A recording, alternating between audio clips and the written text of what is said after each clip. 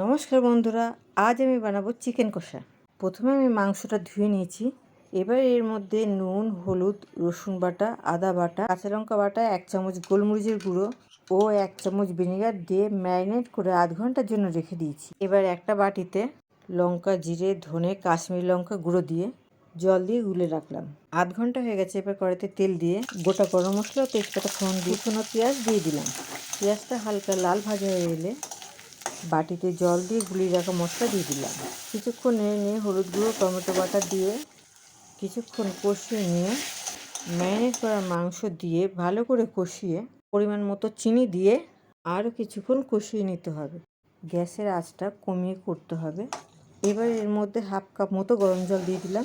মাংসটা কষা কষা হয়ে গেছে। এবার গরম মশলা দিয়ে নামিয়ে দিলেই রেডি আমাদের চিকেন কষা। রেসিপিটা যদি তোমাদের ভালো লেগে থাকে তাহলে like, comment, share and subscribe করে দিও।